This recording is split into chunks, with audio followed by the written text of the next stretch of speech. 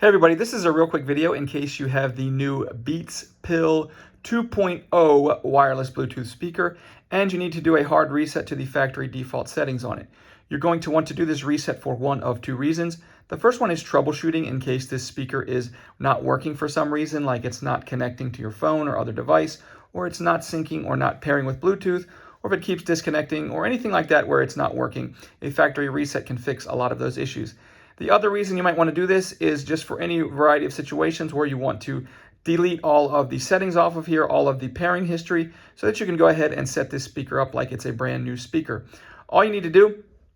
is with the speaker turned on, we're just going to come in and find the B button and on the other side the power button and hold both of those buttons simultaneously for 10 seconds until the light on it blinks, alternatively red, green, red, green, red, green, indicating that the reset is complete, at which point we can go ahead and set this speaker up like a brand new speaker.